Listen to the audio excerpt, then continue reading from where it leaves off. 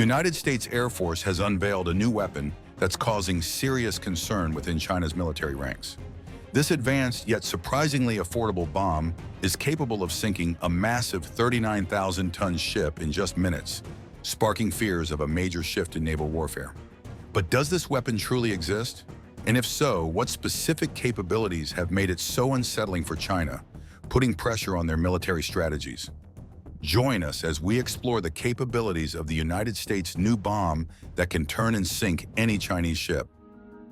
The stakes in the Indo-Pacific have never been higher, and the ability to neutralize an enemy aircraft carrier is more critical now than it has been since the Second World War.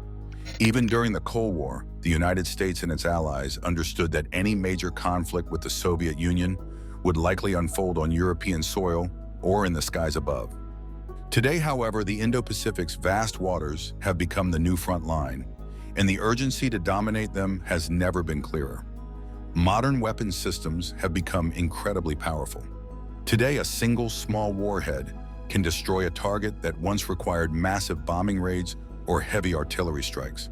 But there's a big catch: they're expensive. With the world moving toward potential large-scale conflicts, militaries are searching for cheaper, stockpiled alternatives that don't sacrifice effectiveness. This challenge has sparked innovation in anti-ship weapons. Torpedoes, like the U.S. Navy's Type 46, are often the go-to choice. They pack a powerful punch, delivering nearly 97 pounds of high-explosive force under a ship's keel to snap its spine. However, these torpedoes come with a hefty $1.2 million price tag per shot, risk exposing submarines' locations, and are limited in their ability to patrol vast areas. Now the quick sink has come as a game changer. It is an outstanding solution developed by the United States Air Force Research Laboratory in Florida. This weapon aims to solve the problem of defending the massive Indo-Pacific region without breaking the bank. Quick Sink transforms ordinary bombs into precision ship killers by adding a smart guidance kit. This kit equips the bomb with airfoils for control and a laser sensor on its nose, allowing it to target both stationary and moving ships with deadly accuracy. During the RIMPAC SyncX exercise, a B-1 bomber displayed the impressive power of the Quick Sink technology by sinking the decommissioned MV Monarch Countess in dramatic fashion. Colonel Matthew Kaspers from the Air Force Research Laboratory emphasized its strategic importance. This technology ensures the U.S. maintains its technological edge, defends our interests, and dominates vast maritime areas. In an era of rising global tensions, Quick Sink has the potential to revolutionize naval warfare and bolster maritime security, particularly in contested regions. One such region is the First Island Chain, where any conventional confrontation with China is likely to be decided in the seas and skies. Recognizing this reality, China has shifted focus from its traditional land-based military strategy to building a formidable naval force. For a nation dependent on maritime trade through the vulnerable choke points of the First Island Chain, such a shift is essential. To strengthen its maritime presence, China has significantly expanded its navy, now boasting 3 aircraft carriers with a 4th under construction. By 2030, it aims to field 5 carriers, increasing to 6 by 2035. Each carrier introduces new advancements, such as the Fujian's advanced catapult propulsion system. However, this rapid expansion presents challenges.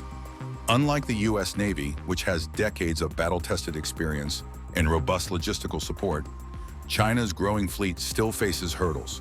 For instance, while the nuclear-powered Type 004 promises extended mission durations, it struggles to match the operational capabilities and global reach of U.S. carrier strike groups. The United States Navy operates 11 aircraft carriers, but not all can focus on the Indo-Pacific. Other regions, like the Middle East and Eastern Europe, also demand America's attention. This limitation is something China's betting on. By the 2030s, Beijing hopes to gain local naval dominance against a spread-thin United States Navy. However, hoping and achieving are 2 very different challenges, especially when facing the world's most experienced and technologically advanced fleet. U.S. military leaders are well aware of this threat and are turning to force multipliers, tools that deliver maximum damage with minimal resources. Recently, glimpses of these strategies emerged during RIMPAC, or Rim of the Pacific, the largest naval military exercise in the world. Held every 2 years, RIMPAC 2024 included participants from 29 countries and showcased some of the U.S. military's newest and deadliest innovations. One major reveal was the AIM-174B missile, an air-launched version of the RIM-174. Originally ship-based, this missile's adaptation for air platforms gives the U.S. firepower on par with China's PL-15 and PL-21 missiles. But these aren't just ordinary missiles. They can target aircraft, land installations, and ships. From the skies, they could threaten key Chinese military assets, vital ships, and even complicate any plans for a Taiwan invasion. While the AIM-174B was impressive, it wasn't the only headline grabber at RIMPAC.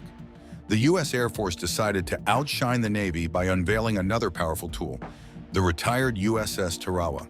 This 820-foot-long, 38,900-ton amphibious assault ship, decommissioned in 2009, played a starring role. Named after the Battle of Tarawa in the Second World War, it was originally designed to deliver troops and aircraft into hostile territories. As the Navy describes it, amphibious assault ships are built to sail into danger and quickly project combat power ashore. By leveraging these advanced missiles and repurposing naval giants like the USS Tarawa, the United States is sending a clear message. It's prepared to counter any challenge, no matter how bold. For China, these developments serve as a stark reminder that America's ingenuity and firepower are as sharp as ever. These powerful ships are capable of handling various aircraft operations, including vertical/short takeoff and landing, short takeoff, vertical landing, vertical takeoff and landing, tilt rotor and rotary wing aircraft. They can even host advanced F-35B jets, which are specially designed for short takeoffs and vertical landings. With such capabilities, it's no wonder the United States Navy compares these amphibious assault ships to small aircraft carriers. For instance, the Tarawa was almost as large as France's Charles de Gaulle aircraft carrier. However, the Tarawa is no longer in service. Today, it rests at the bottom of the ocean after being used as a target during RIMPAC, a major training exercise. Decommissioned and repurposed as a training tool, the ship became a floating punching bag for testing advanced weapons. One of the first strikes came from an AGM-158C LRASM cruise missile, launched by an F/A-8 Super Hornet. This stealthy missile, with a range of over 200 miles, can navigate independently using artificial intelligence to dodge enemy defenses. The missile dealt significant damage to the Tarawa, but it didn't sink. Next, Australia joined the action. The HMAS Sydney, an Australian destroyer, fired a naval strike missile at the Tarawa. Developed by Norway's Kongsberg Defence, this missile can travel over 115 miles and delivers an explosive punch with its 880-pound warhead. The strike further damaged the ship, and Australian Navy Vice Admiral Mark Hammond called it a vital demonstration of their ability to counter threats from long distances. But the finale was still to come. A B-2 Spirit bomber entered the scene, armed with a revolutionary weapon, the Quick-Sink. The Quick-Sink program, launched in 2021, focused on modifying standard JDAM bombs to target ships with precision, hitting specific spots like the top, waterline, or below the waterline for maximum impact. This test showcased the future of naval warfare, proving that even large, heavily damaged ships like the Tarawa can still offer invaluable lessons in preparing for real-world battles. The U.S. Air Force developed the Quick-Sink program to adapt to growing threats, particularly from China's expanding naval power in the first island chain. Recognizing the need to strengthen its anti-ship capabilities, the Air Force designed Quick-Sink to upgrade both current and future weapons for this purpose. A key innovation was modifying the standard JDAM bomb with a redesigned nose plug to ensure it remains stable after hitting water. The concept was first tested in 2022 when a GPS-guided GBU-31 bomb was launched from an F-15E Strike Eagle at a cargo ship. The bomb hit its mark, split the ship in two, and sank it rapidly. This success proved Quick-Sink to be a more effective and flexible ship killer compared to heavy torpedoes, offering air launch capabilities and extended range. During the RIMPAC exercise, the Quick-Sink kit was fitted to a 2,000-pound Mark 84 bomb, complete with GPS-guided tail fins, radar seekers, and an infrared imaging system. This advanced guidance allowed the bomb to precisely target a ship's vulnerable hull just below the waterline. The results were devastating. The bomb struck with the power of a torpedo, quickly sinking the decommissioned Tarawa ship. In this test, the stealthy B-2 Spirit bomber delivered the quick-sink equipped bomb with precision, showing a deadly capability to sink massive ships in a single strike. Though the U.S. Air Force currently operates just 9 B-2 bombers, its next-generation B-21 Raider, set to debut in the 2030s, will carry the same capability on a much larger scale. With plans to build around 200 B-21s, this fleet armed with quick-sink bombs could significantly disrupt China's naval strategy. What makes quick-sink even more remarkable is its cost efficiency. While anti-ship missiles like the LRAS-M, Naval Strike Missile, and Block 2 Harpoon cost between $2.2 million and $5 million each, quick-sink provides a cheaper alternative with comparable or superior effectiveness. Torpedoes like the Mark 48, another expensive ship killer, are also outclassed in flexibility and cost efficiency by this advanced bomb. This powerful torpedo is built to explode beneath surface ships, tearing apart their hulls and causing them to flood quickly, similar to how the quick-sink works. However, there's one major downside. These torpedoes are even pricier than anti-ship missiles. The latest version, the Mark 48 Mod 7, costs a staggering $4.2 million per unit, according to the Navy's 2025 budget. With such a hefty price tag, production remains limited, with only about 50 units manufactured annually since the Mod 7's introduction in 2016.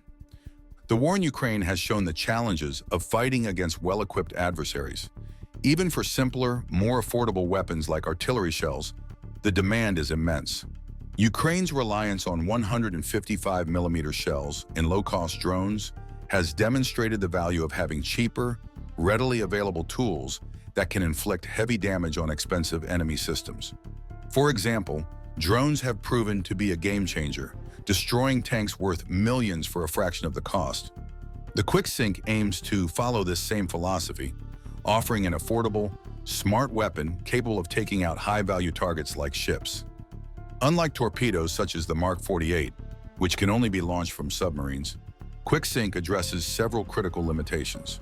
Submarines, while powerful, may not always be nearby during emergencies and must approach enemy vessels at potentially risky distances to deliver their payloads. Quick-sink, however, combines cost efficiency with advanced technology, creating a versatile and deadly tool that redefines how ship-killing missions are carried out. In the 1950s, the United States introduced the Mark 84 bomb, a powerful weapon that's still making waves decades later. Thousands of these bombs have been sitting in storage for years, with new ones costing just $16,000 in 2021, about $13,500 in 2024. Adding a JDAM kit to upgrade the bomb costs around $25,000, making it both effective and affordable. Since 1988, Boeing has produced over 500,000 of these JDAM kits, ensuring a massive supply is ready for action. At last year's RIMPAC exercises, these cost-efficient weapons demonstrated their surprising power. Delivered by a stealth bomber from more than a dozen miles away, far enough to avoid most threats, a single bomb sank massive ships worth billions. This capability adds flexibility, as the stealth bomber can respond to missions quickly, striking with precision. One test targeted the USS Dubuque, a retired amphibious transport dock designed to carry troops and equipment. Despite being much smaller than the Tarawa, another ship sunk during the exercise. The Dubuque, weighing nearly 17 tons, was also obliterated by a JDAM-equipped bomb. These tests proved the weapon's versatility, showing it can take out different types of maritime threats with ease.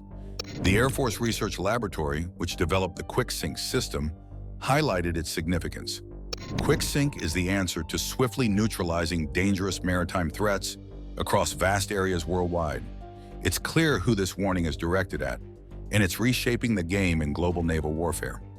China could face even bigger problems if it decides to act more aggressively. The B-2 Spirit stealth bomber, already a powerful weapon, can carry up to 16 quick-sink-capable Mark 84 JDAM bombs at once. This means the B-2 could take aim at multiple enemy ships in a single mission. Operating from Andersen Air Force Base in Guam, the B-2 can respond to threats in the Indo-Pacific on short notice. With the arrival of a larger fleet of next-generation B-21 bombers in the 2030s, this capability will only grow stronger. The U.S. Air Force isn't stopping at bombers when it comes to the quick-sink program. The plan includes adapting these deadly anti-ship weapons for use with fighter jets like the F-35A and the upcoming NGAD fighters. While these stealth fighters might not carry bombs large enough to sink massive carriers in one strike, they could still deal serious damage to other critical ships in a fleet. More importantly, equipping fighters with quick-sink weapons would greatly increase flexibility in deploying them. Unlike the specialized B-2, which requires climate-controlled hangars in limited bases like Guam or Diego Garcia, fighters can operate from a wider variety of locations, ensuring quicker responses to emerging threats. This added versatility could be a game-changer in a conflict involving China, especially if quick-sink equipped fighter jets are stationed in countries like Japan or the Philippines. Their close proximity to potential hotspots, such as the Taiwan Strait, would pose a significant challenge to China's naval ambitions.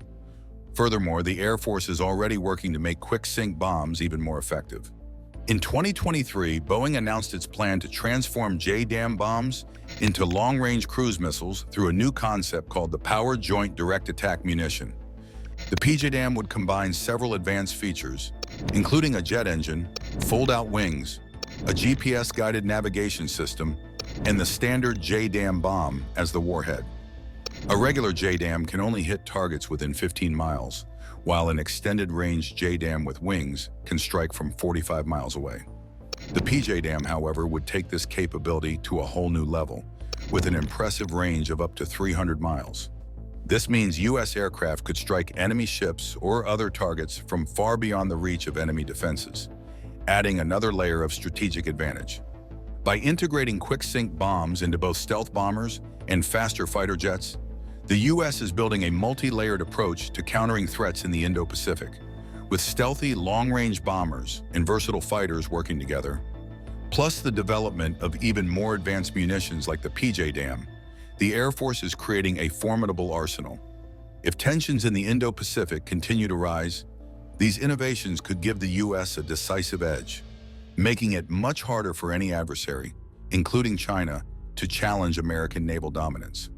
In 2023, the U.S. military conducted PJDAM tests using 500-pound bombs, a smaller yet powerful class of munitions. These bombs are designed to be carried on fighter jets, including the F-22 Raptor, F-35 Lightning II, and the future NGAD and UF/AXX aircraft.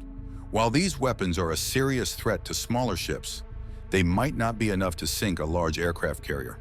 However, the question remains, could the PJDAM concept be scaled up to a larger 2,000-pound version, like the Mark 84 bomb, to challenge bigger targets?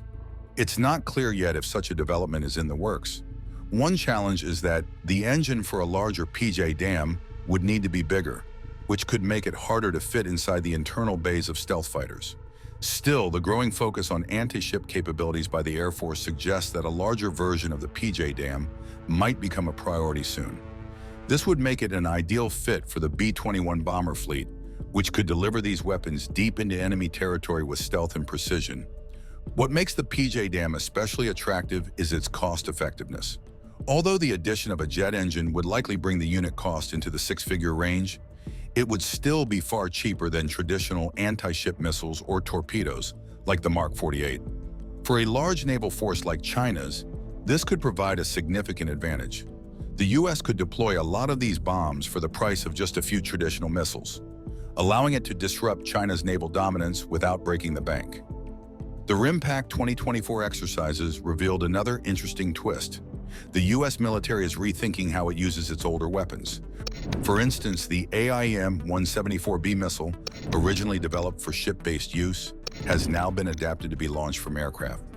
This increases its range and effectiveness, giving the U.S. a new tool to disrupt China's so-called kill chain, the interconnected systems and technologies that allow a weapon to target and strike effectively. By using this missile in new ways, the U.S. extends its ability to strike at Chinese naval assets without relying on more expensive or traditional munitions.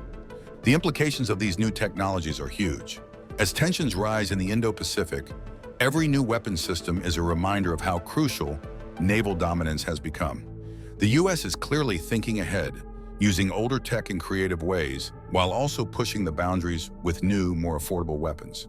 With the power to disrupt China's naval forces with cheaper, more efficient methods, the U.S. is gaining a strategic edge. How this will impact the delicate politics of the region remains to be seen. Still, it's clear that military strategies are evolving in ways that could reshape the future of the Indo-Pacific. Thanks for watching. While you are still here, click on the link on your screen to check out another of our videos. See you there.